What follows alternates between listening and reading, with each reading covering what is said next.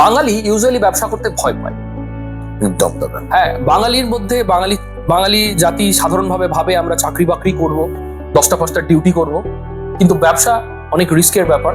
তাই জন্য ব্যবসা করা আমার দ্বারা হবে না। আপনারা নাকি কমিটমেন্ট রাখেন না, এটা কি সত্যি? একদম সত্যি। রতন টাটা যখন ন্যানো গাড়ি বেরিয়েছিল তখন ন্যানো গাড়ির পিছনে আগুন লেগে গেছিল এবং তারপরে রতন টাটাকেও লোকে অনেক বাজে কথা বলেছে। আমার একজন বিখ্যাত রাইটার শিব খেরার কথা মনে পড়ছে, উনি একটা কথা লিখেছিলেন, winners don't do different things, they do things differently. অর্থাৎ যে জেতে সে একই কাজ ভিন্নভাবে করে। প্লাস্টিক মোল্ডিং মেশিন এমন একটা মেশিন যে মেশিনের ডাইস বদলে হাজার হাজার আইটেম বানানো যায়। যত কম ইনভেস্টমেন্ট তত রিস্কি ব্যবসা।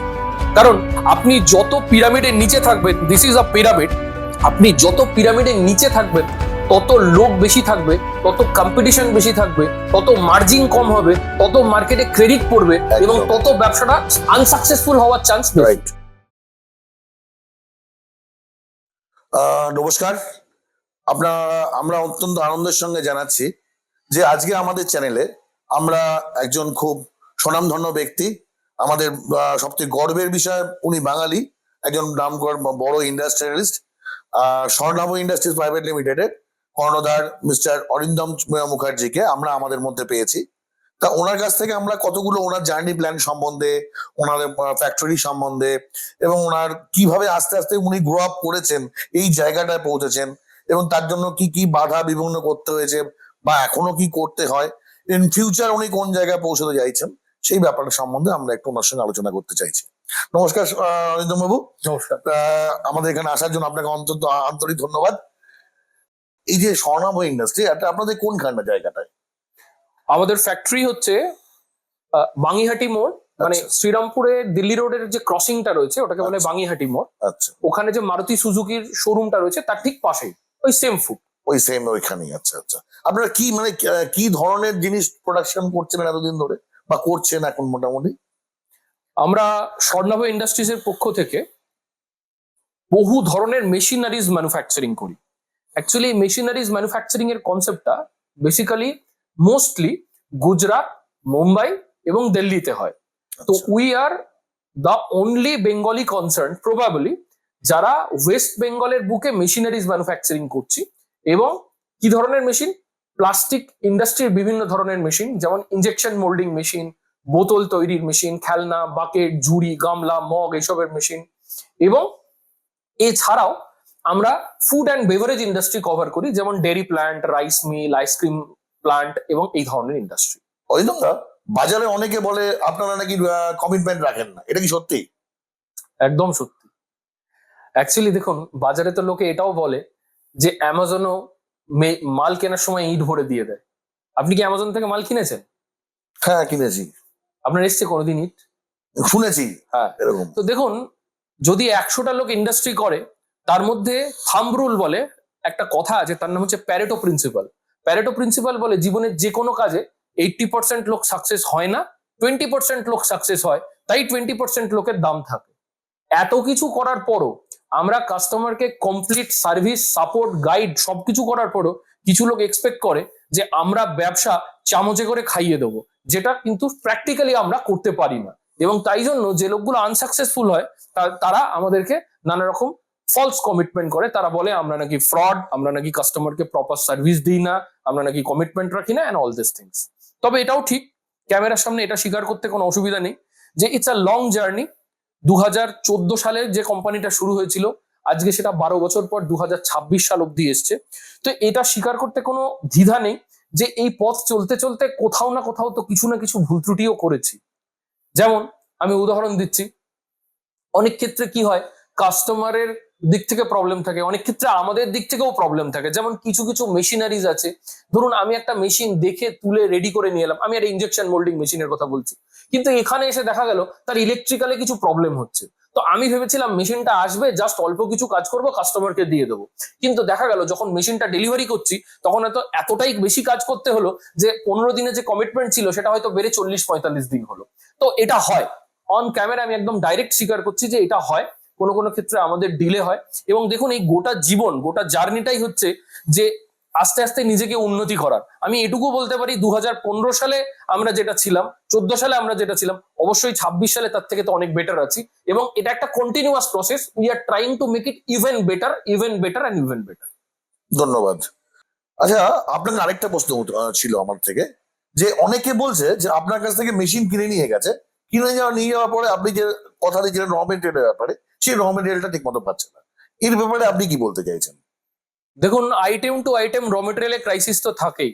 যেমন আমরা যে রিসাইক্লিং মেশিনটা বিক্রি করি, ওখানে কিন্তু বোতল জোগাড় করা একটা ট্রুলি চ্যালেঞ্জ। এবং ওই জন্য আমরা ক্লায়েন্টকে যখনই মেশিন সে কিনছে, আমরা তখনই পরিষ্কারভাবে তাকে গাইড করি যে আপনি যখন মেশিন কিনছেন তখন কিন্তু র মেটেরিয়ালের সোর্স জোগাড় করুন। আর বাকি যা সব রয়েছে, যেমন ধরুন জার্স বা বটলস এর জন্য প্রিফর্ম বা দানা, রিসাইকেল দানা, দিজ আর অল অ্যাভেলেবল। তো বটলটা অনেক সময়, যেটা রিসাইকেল বটল, এটার অনেক সময় ক্রাইসিস হয়। তো আমরা কাস্টমারকে সবসময় বলি যে ওটা অ্যারেঞ্জ করুন। আচ্ছা আচ্ছা, মানে ওই জায়গাটাও আপনার আজ কত ওই বলে দেন, তাহলে আপনার বাদ বাকি সাপোর্টগুলো দেখুন, পুরো ব্যাপারটাই একটা মাইন্ডসেটের গেম, ঠিক আছে? আমরা সবসময় এই মাইন্ডসেট বিল্ড করতে চাই যে আমি আপনাকে হেল্প করছি, কিন্তু আমি আপনাকে স্পুন ফিড করতে পারবো না। ব্যবসা চামচে করে খাইয়ে দেওয়া যায় না, আপনাকে পরিশ্রম করতে হবে। এবং এটা ঠিক যে রাস্তায় চলতে গেলে যেরকম মাঝে মধ্যে বাধা আসে, যেরকম রাস্তায় চলতে গেলে গাড়ির ব্রেকডাউন হয়, গাড়ির টায়ার খারাপ হয়ে যায়, হ্যাঁ, এইসব যে প্রবলেমস গুলো আসে, এই প্রবলেমস গুলো ব্যবসাতেও আসবে। আপনার লোডশেডিং হবে, কোনো সময় অর্ডার ড্রপ করবে, কোনো সময় অপারেটর আসবে না। So be prepared for this, and as a businessman you fight for it. এই ফাইটিংটা করলে তবেই কিন্তু অ্যাকচুয়ালি আপনি যে লক্ষ্যটায় পৌঁছতে চান সেটা পৌঁছতে পারবেন। রাইট। আচ্ছা, আরেকটা কোশ্চেন করছি আমি। অন্য কিছু মনে করবেন, এটা মানে একটা খুব একটা ইয়ে টাইপের, প্লিজ প্লিজ, অন্য কিছু না। একদম। ব্যাপার হলো, আমি এই আপনাদের কমেন্টের মধ্যে দেখছিলাম অনেকে আপনাকে ফ্রড বলে। এই ফ্রড শব্দটা শুনতে আপনার কেমন লাগে? হ্যাঁ, দেখুন, যে কোনো ডিরোগেটরি শব্দ, যেটা খারাপ শব্দ, সেটা তো শুনতে খারাপই লাগবে। কিন্তু এটাও ঠিক যে আমিও একটা বিজনেসম্যান এবং I am dedicated for my customers. সব সময় যে 100% অ্যাকিউরেসির সাথে সবকিছু ডেলিভারি করতে পারি তা তো না। আজকে অনেক বড় কোম্পানিকেও লোকে ফ্রড বলে। যেমন রতন টাটা যখন ন্যানো গাড়ি বেরিয়েছিল, তখন ন্যানো গাড়ির পিছনে আগুন লেগে গেছিল এবং তারপরে রতন টাটাকেও লোকে অনেক বাজে কথা বলেছিল। তো দেখুন, এটা একটা R&Dর প্রসেস এবং জীবন একটা প্রসেসে চলে। তো আমরা এই প্রসেসটাতেই চলেছি, ইট ইজ আ জার্নি, এটা তো শেষ হয়ে যায়নি। সুতরাং আমি খুব একজন বিখ্যাত ইংরেজ সাহিত্যিকের একটা লাইন খুব বিরাটভাবে মনে করি, that is day by day in every way I am getting better and better. অর্থাৎ দিন বাই দিন, প্রতিদিন আমি ক্রমশ ভালো আর আরো ভালো হয়ে যাচ্ছি। তো এটা একটা প্রসেস, এটা একটা জার্নি। আমরা চেষ্টা করছি মানুষকে যথেষ্ট দ্য বেস্ট সার্ভিস প্রোভাইড করা। অবশ্যই সেখানে কিছু ভুল ত্রুটি কোনো কোনো সময় হয়, আই কমপ্লিটলি অ্যাকসেপ্টেড। আর কিছু লোক আছে, কিছু কম্পিটিটর কোম্পানি আছে, তারা অ্যাকচুয়ালি জেলাস ফিল করে যে এরা তো আমাদেরই মতো জায়গা থেকে শুরু করেছিল, এরা তো অনেকটা আগে এগিয়ে গেল। সেই জন্য তাদের তরফ থেকেও কিছু জায়গা থেকে কমেন্ট করানো হয় ইন্টেনশনালি, আমরা দেখেছি। আর একটা last but not the least, দেখুন, চলতে গেলে সবটা তো ভালো হয় না। এর আগে বলতে অস্বীকার করার কোনো জায়গা নেই, সেটা হচ্ছে এর আগে আমার একটা পুরনো টিম ছিল যারা অনেক ধরনের অ্যাক্টিভিটির সাথে যুক্ত ছিল, যেগুলো ঠিক এথিক্যাল তো আমি বলতে পারি না। তো আমরা যেগুলো তখন রেকগনাইজ করেছি কোম্পানির বিহাফ থেকে, আস্তে ধীরে তাদেরকে সবাইকে আমরা বাদ দিয়েছি। সুতরাং কোন ব্যক্তি আমায় কি কমেন্ট করছে, সেটা কি পরিস্থিতি এবং কি বিচারের উপর দাঁড়িয়ে করছে, সেটা একটা ইম্পর্টেন্ট। আবার একটা কথা, day by day in every way I am getting better and better. বাহ, খুব ভালো লাগলো সুন্দর হয়তো বাবুর কাছে এই অ্যান্সারটা পাওয়ার পরে। আর আমি এই ধরনের অ্যান্সার পাবো আমি আশা করিনি, খুব সুন্দর লেগেছে, হয়তো আপনাদেরও এটা ভালো লেগে থাকবে।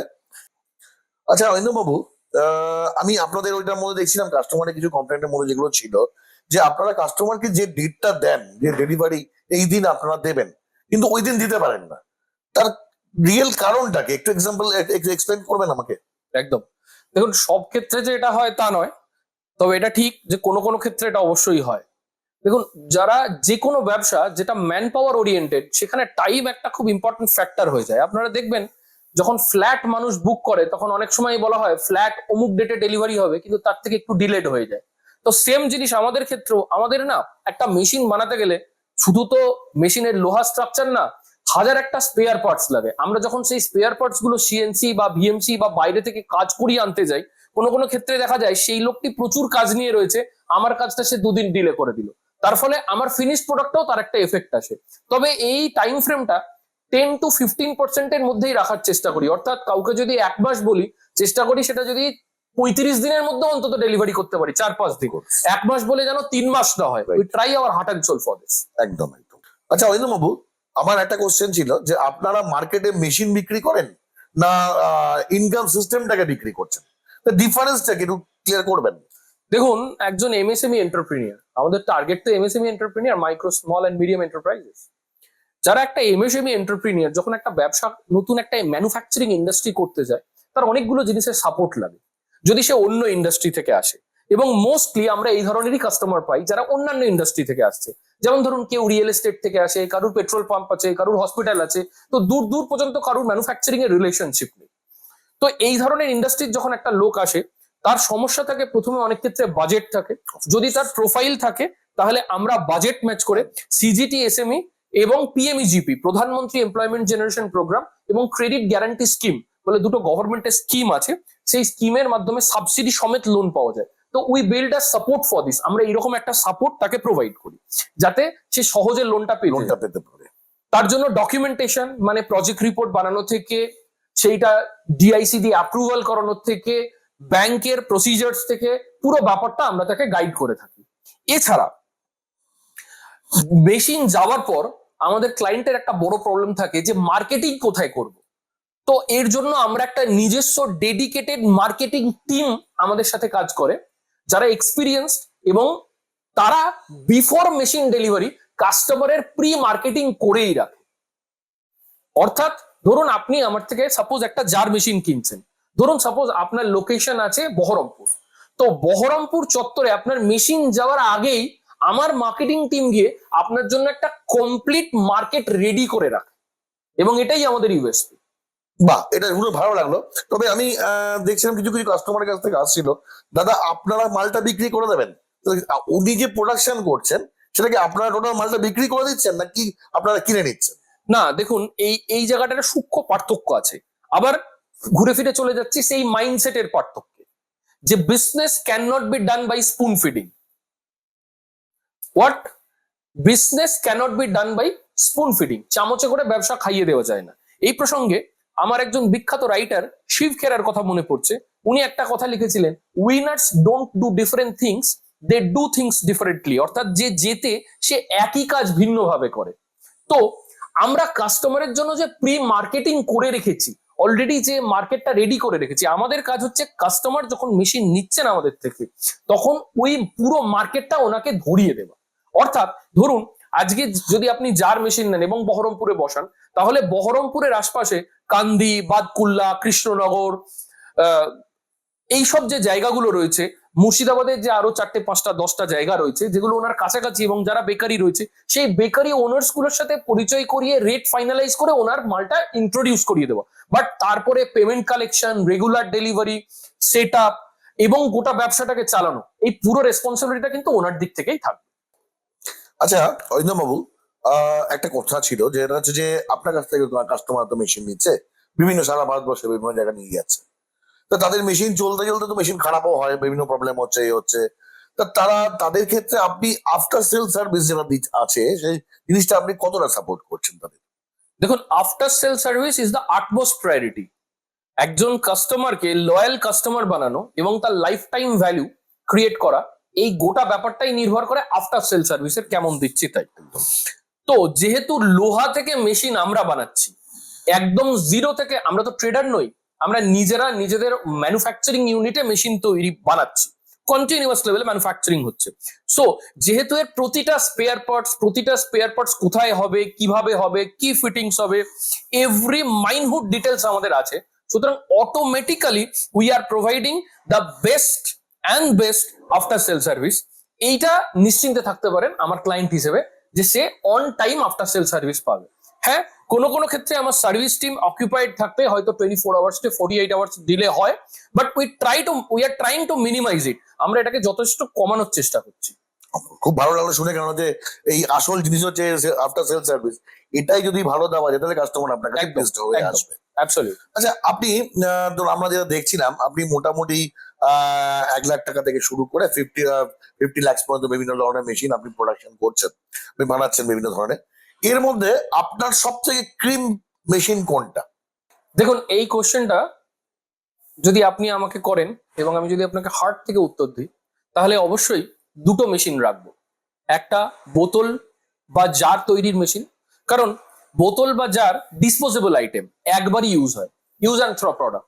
ধরুন আজকে একটা জল কারখানা যে বোতল রাখে, তাকে তো রোজ দিন বোতল নিতে হয়। অর্থাৎ ধরুন একটা রানিং জল ফ্যাক্টরি, তার যদি 50,000 বোতল লাগে, তাহলে আজকেও 50,000, কালকেও 50,000, পরশুও 50,000। ইট ইজ দ্য র মেটেরিয়াল অফ দ্য ফ্যাক্টরি। অবশ্যই। তো এই জন্য বোতলটাকে রাখবো। আর ইনজেকশন মোল্ডিং মেশিনকে অবশ্যই রাখবো, কারণ প্লাস্টিক মোল্ডিং মেশিন এমন একটা মেশিন যে মেশিনের ডাইস বদলে হাজার হাজার আইটেম বানানো যায়। আপনি ভাবুন তো, একটা ফুড প্রোডাক্ট প্যাকেজিং ইন্ডাস্ট্রি কত বড় ইন্ডাস্ট্রি, কত রকম ভ্যারাইটিস এর প্যাকেট তৈরি হচ্ছে। একটা কেক তৈরি হয়, তাতে 5টা ইনজেকশন মোল্ডিং মেশিনের আইটেম থাকে। একটা কেক তৈরি হয়, তার মধ্যে একটা বক্স থাকে, কেক বক্স, তার মধ্যে একটা চামচ থাকে, ডিসপোজেবল চামচ। একদম। অনেক ক্ষেত্রে দেখবেন কেকের মধ্যে ডিজাইন করা নাম লেখা থাকে একটা প্লাস্টিকের হুম। ফলক দিয়ে। তো এরকম একটা কেকের মতো আইটেমে 4 থেকে 5টা ইনজেকশন মোল্ডিং মেশিনের আইটেম লাগে। একটা যে খেলনা তৈরি হয়, আমরা দেখি, এই আমার মেয়ে একটা ওই ডাম্পার গাড়ি কিনে এনেছে। হ্যাঁ, আমার তো অভ্যাস, আমি এখন সবকিছুতেই ডাইস কাউন্ট করি। তো আমি কাউন্টিং করছিলাম যে একটা ডাম্পার গাড়িতে টোটাল 6টা ডাইস লাগে। চাকার জন্য একটা ডাইস, ডাম্পারের পিছনে একটা ডাইস, ইঞ্জিনে একটা ডাইস, ইঞ্জিনের চেসিসে একটা ডাইস, মাথার উপর একটা লেখা থাকে তার জন্য একটা ডাইস, সামনের হেডলাইটে একটা ডাইস, 6খানা ডাইস লাগে একটা। তো এই 6টা ডাইস এবং একটা পুরো ইনজেকশন মোল্ডিং মেশিনের সেট আপ লাগে। অর্থাৎ we are living in the oceans of plastic. এই দুটো আমার খুব পছন্দের ইন্ডাস্ট্রি। আরেকটা ইন্ডাস্ট্রি ফুড অ্যান্ড বেভারেজের উপর যদি চুজ করেন, তাহলে dairy and ice cream, milk processing and ice cream. কারণ আইসক্রিম ইন্ডাস্ট্রিটা প্রায় 30% সিএজিআর অর্থাৎ কম্পাউন্ড অ্যানুয়াল গ্রোথ রেটে গ্রো করছে। 30% সিএজিআর আছে, অর্থাৎ এবছর যদি আইসক্রিম ইন্ডাস্ট্রির কনজাম্পশন 100 লিটার হয়, সামনের বছর ওটা 130 হয়ে যাবে, তারপরের বছর 130-এর 30% মানে 170-র কাছাকাছি চলে যাবে। So that is the ice cream ইন্ডাস্ট্রির কনজাম্পশন। আর সকালবেলা উঠেই বাচ্চারা থেকে আমরা সবাই যেটা খাই সেটা হচ্ছে মিল্ক। অবশ্যই। চাইতে দুধ লাগে, নিজেদের কনজাম্পশনের দুধ লাগে, সবই লাগে। মিল্ক অ্যান্ড মিল্ক প্রোডাক্টস, এটাও কিন্তু দারুণ ব্যবসা। সো মাই 1, 2, 3 যদি আপনি আমাকে চুজ করতে বলেন, তাহলে I will keep injection at top, milk and milk products, ice cream will be at the second, and bottle at third. বাহ, খুব ভালো লাগলো। এবার হচ্ছে যে মানে আপনার 3টে প্রোডাক্ট তো আপনার কাছে খুব বেস্ট প্রোডাক্ট, এবং প্রত্যেকেরই কিছু ব্যাক মানে বাজে প্রোডাক্ট থাকে যে আমার এইটা তৈরি করতে ভালো লাগে। এই আপনার যেমন ভালোটা, যে খারাপ কোনটা লাগে? দেখুন, আমার প্রত্যেকটা প্রোডাক্টই ইউজফুল প্রোডাক্ট, কাজে লাগে। তবে এই দীর্ঘ 15 বছরের জার্নি থেকে একটা জিনিস শিখেছি, এবং দর্শক বন্ধুদের বলবো এই জিনিসটা আপনারা একদম ভীষণ ইম্পর্টেন্টলি নোট করে নিন। সেটা হচ্ছে যত কম ইনভেস্টমেন্ট তত রিস্কি ব্যবসা। 100%। কেন? লোকে বলে যে যত কম ইনভেস্টমেন্ট তত আমি সেফ, কারণ আমার টাকাই কম লাগছে, পূর্বে কম, ফেলিয়ার হলে আমার টাকা লস যাবে কম। It is very very wrong. কারণ আপনি যত পিরামিডের নিচে থাকবেন, দিস ইজ আ পিরামিড, আপনি যত পিরামিডের নিচে থাকবেন তত লোক বেশি থাকবে, তত কম্পিটিশন বেশি থাকবে, তত মার্জিন কম হবে, তত মার্কেটে ক্রেডিট পড়বে, এবং একদম। তত ব্যবসাটা আনসাকসেসফুল হওয়ার চান্স বেশি। রাইট, একদম। আপনি দেখবেন যে লোকটি 50 লাখ বা 1 কোটি টাকা দিয়ে ব্যবসা শুরু করছে, তার সাকসেস রেট যে লোকটি 1 লাখ টাকা দিয়ে ব্যবসা শুরু করছে তার থেকে অনেক বেশি হয়। কারণ 50 লাখ টাকা একটা লোক সহজে লাগাতে পারবে না, অবশ্যই। ফলে there is a entry barrier. কালকেই কোনো একটা লোক এসে নতুন করে আবার 50 লাখের ব্যবসা শুরু করতে পারবে না পাশের বাড়ির। কিন্তু আপনি যদি একটা ছোট 1 লাখ টাকার মেশিন বসিয়ে সাকসেস হন, পাশের বাড়ির লোক ওটা কপি করে কালকেই শুরু হয়ে যাবে। যে কারণে একটা মুদিখানার দোকান সাকসেস হলে পরপর অনেকগুলো মুদিখানার দোকান খুলে যায়, কারণ মুদিখানার দোকান খুলতে ইনিশিয়ালি ক্যাপিটাল অনেক কম লাগবে। So more capex equal to more safety, not less capex equal to more safety. বাহ, খুব সুন্দর, ভালো লাগলো এটা। দেন আমি ধরুন একটা জিনিস জিজ্ঞেস করছি, এটা আমার মধ্যে রয়েছে যে প্রতিটা মেশিনের তো এতটা হিউজ প্রাইস, এত দাম, তাহলে কম্পিটিশন কেন কম? অ্যাবসলিউটলি। দেখুন, মেশিনের প্রাইস মানে আপনি কি বলতে চাইছেন, মানে মেশিনের দাম বেশি বলছেন নাকি মেশিনের মার্জিন মানে আরওআই অনেক বেশি? আরওয়াইটা যেটা বলছি, মানে মেশিনের দামের থেকে মেন ব্যাপার যে আমার প্রোডাকশন করে যেটা আরওয়াই বেরোচ্ছে আমার, হুম হুম, ওইটার ওটা তো অনেক অনেক বেশি। বেশি, রাইট কিন্তু তাতে তাতে তাহলে অনেক লোক কেন ইনভলভ হচ্ছে না বা কেন বিজনেসের মধ্যে আসছে? Right, fantastic. দেখুন, it is a good question, this is a question of mindset. আমি একটা কথা বলতে বাধ্য হব যে আমার এক বন্ধু আছেন, তিনিও এটা নিয়ে অনেক কাজ করছেন। তো বাঙালি ইউজুয়ালি ব্যবসা করতে ভয় পায়। একদম দাদা। হ্যাঁ, বাঙালির মধ্যে বাঙালি জাতি সাধারণভাবে ভাবে আমরা চাকরি বাকরি করব, 10টা 5টা ডিউটি করব, কিন্তু ব্যবসা অনেক রিস্কের ব্যাপার, তাই জন্য ব্যবসা করা আমার দ্বারা হবে না। 1 নম্বর কারণ হচ্ছে এটা। 2য় নম্বর কারণ হচ্ছে লোকের মধ্যে ইনোভেটিভ থট প্রসেস খুব কম আছে। আমি আবার বলছিলাম যে winners don't do different things, rather they do things differently. অর্থাৎ যে জেতে সে একই কাজ ভিন্নভাবে করে। এখানেই চলে আসে মাইন্ডসেটের কথা। বিখ্যাত কার ম্যানুফ্যাকচারার হেনরি ফোর্ড একটা দারুণ কথা বলেছিলেন, জানেন কি? না। উনি বলেছিলেন, if you think you can, you are right. যদি আপনি ভাবেন আপনি করতে পারবেন, আপনি ঠিক ভাবছেন। If you think you can not, you are still right. আপনি যদি ভাবেন আপনি করতে পারবেন না, আপনি তাহলেও ঠিক ভাবছেন। It's a matter of choice what you are thinking. Difference হচ্ছে আপনি কি ভাবছেন, সবটা তার উপর নির্ভর করে। তো দ্য সেম থিং আমাদের ব্যবসার ক্ষেত্রেও। ধরুন, এত লোক রিস্ক নিতে ভয় পাচ্ছে। আপনি যদি ভাবেন রিস্ক নিলে আপনি ফেলিওর হবেন, দেখবেন কোনো না কোনো ভাবে ঠিক ফেলিওর আপনার সামনে চলে আসবে। আর আপনি যদি ভাবেন রিস্ক নিলে আপনি সাকসেসফুল হবেন, তাহলে দেখবেন কোনো না কোনো ভাবে আপনার এই সাকসেসটাও চলে আসবে। অ্যাকচুয়ালি আমি আমার ব্যক্তিগত জীবনের অভিজ্ঞতা থেকে বলি, I am a product of manifestation. আমি জীবনে একটা কথা বিশ্বাস করেছি, যেটা ব্রহ্মকুমারিস বলে, জৈসা সোচোগে তুম ऐसा बन जाओगे। আপনি যেটা ভাববেন আপনি ঠিক সেটাই হয়ে যাবেন।